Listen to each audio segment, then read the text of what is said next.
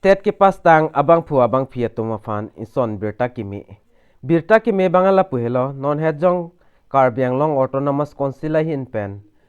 bang pharo ingsi sosi vacancies da paklang pon iglo la sipini labangso video long nangli tum koson si kai planning ma labangso process nali tum thek pon long ikpo mate son sonia lam nali tum la so video along pen chini pon ikpo lasi aprangsi kardom katukavya fanta nilimen laki avinasteron la penon nang litum kelang bom labang ke Karbi 2.0 YouTube channel labang so channel long jong si madu abang phu abang phile nang ko homri mi lang polte nang litum kaching on pen subscribe ikon la pera du hes tame belarjan thekloing dakana litum berponik denon tangte pini labang so aworeng AWARSAI APHUTHAK le chithan ponona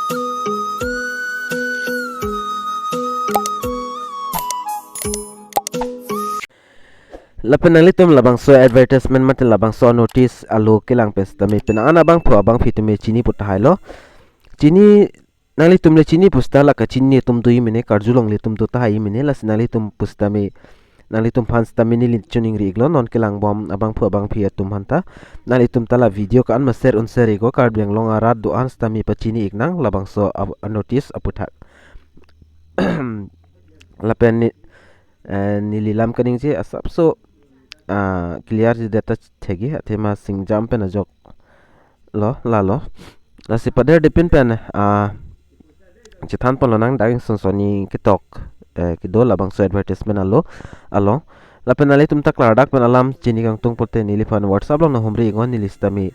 labang so loban ali tum pan nang sen ikpo stami kilong tang abang phu abang phitum si ki ong po mate ke chini tang abang phu abang phitum si ki ong pota hailo tangte thiek pen stami dak chithan polonang aprang sinali tumla atha ke tok labang lang paprangon Office of the District Primary Education Department Karbi Anglong Autonomous Council ahin diphu pen lo lapen dak situation vacancies dak ke tok do lapen adet nali tum dak pen lang ponigo lahai advertisement lapen notice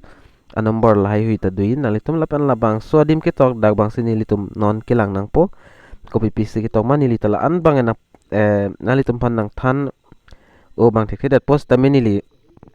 dak thihek pen nang than pon ikponali tumpan lapen labang so notice labang ke la tet ke pas tang abang phu abang phi tumpan si labang so post pang epik lang pon lo Karbi Anglong lapen West Karbi Anglong assistant teacher tumpan lo lapen lower primary ahin phano lapen ingsi dolang sarvo siksha abhijan mate SSA Karbi Anglong lapen West Karbi Anglong arlo tutel dag apos bang lalo dag tutel dag anghoi bang mate apos bang nalitum da screen along thek molang po 106 mate 106 atum vandola si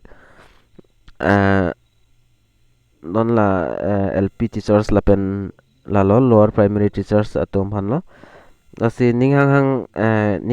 bang pudamun edat polak kipas tang abang phu abang phietum nalitum apply dun igo ke apply ning labang ke dag nalitum tok theklong ikpo one number long lang pon lo pulote the candidate will be selected for the post assistant teacher in same medium of school per the language selected in teacher eligibilities for LP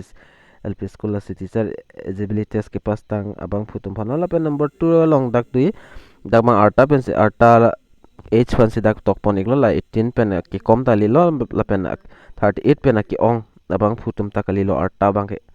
la pen the eligible candidates shall apply in standard form personally tum la standard form long fill up do nang pola da fill up personally tum tok ing nang pola standard form lo la pen da KCC money receipt of res 54 ST la pen SC atum handak faro ing si pinai application aphi bang nang litum dak pen lang pon igol screen along ki tok ta do iglo la 3 number along lang pon ta nang litum chini ikpo la pen number 4 long ki tok bang ke documents am khalo documents la bang ke nang litum cell attested xerox copy or all relevance certificate mark sheet lapen ka certificate lapen kapre documents nali tum dak pen chipi don ignang po lapen xerox copy yang sineng lapen cell attested mate nali tum mithang amela documents tin along stamen nali tum chitok donang po lalo lapen number 5 long bang nalitum la solo long igi lapen nalitum la bang solo bang nalitum dak pen qualification ahin bang dak du iglo nalitum dak pen thek polong po lapen kipas aning kan lapen marks kan an sikilong ma percentage lapen kas sir kas bang nalitum dak pen estima la bang nalitum dak pen filapon ignang po jalalo nalitum la screen along thek polong igi lapen lapen dak no dak tok do nalitum dak thek polong la bang adet bang lang polo nang laman tu pen sikit ceng man dak 7 November pen si ceng pon pola pen 10 November an si last la bang song bong nalitum jok iknang po mat ki jok na iya dim la bang ke nalitum screen long thek polong po district primary education officer mati Karbi Anglong autonomous council long dam pen si nalitum jok iknang pola office support ho nalitum dam nang po lapen candidate are hereby informed to appear the physical verification of original documents and interview screening test on 23, 24, 25 November labang sochi klusi nalitum pan interview stan and po lapen screening test and po lapen documents hai huita dak verification po si dak pen kitok mono dahilo process bang la ancholo nili dak pen nang kithan punia bang ke lapen pini banga video nili padingu elo lasi nalitum pan ingson sonis tame nang thanpon dak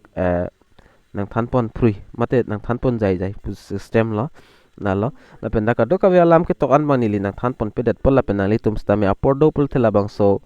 advertisement alu lang ikon lapen lang igdet pen len nalitum jogdun ikon nili ka do ka fan bang pudam de la eligibility test mate tet ke pas tang abang phitum man se nili ki puchot lo labang ke apply dun loing tala to man chot lo la tet ki pas tang abang phitum si apply dun long chot po labang so a record men along bang ke lalo tangte pinya video long bang la an sing ton ponjok jedet po thema ni lita lan e ok bang ke memedet e ok pran bang ke sap so singjam na pu pas i pukiso jola la so jok lo si pinya video bang lang mesen pol na litum chini iglo share iknang po la pen mesen na comment pi iknang po apen non ke bangi 4K bang nang elo la subscriber bang playing dapo la bang so chiklo 27 si playing lo polte la bang so YouTube channel Karbitik 2.0 YouTube channel ta non 27 November lo polote ning kaning si ane jog ikpo mate playing dun po na sila so aprang nalitum la 4K bang subscriber bang na playing dun un polote la anso se nili ning arong pola pen giveaway sta me nili pat hitista subsovesta nili biik po mate nalitum hantan nang biik po jo lalo la sipat patumi molam a video lang lelang pole nalitum la video ki jut molam arjan thekloing la bang sodim ber ik pe nalitum lang ik fit milo la pen channel long jong se subscribe re lang pole nalitum arvianar langon dak karbitik lason logo mate arjan thekloing la bang sodim to nalitum ber ik pe subscribe ikta jog iklo tangte dume thakme kadukawe karbitik 2.0 YouTube channel kelang ara do anfas tame nilhin pen kardom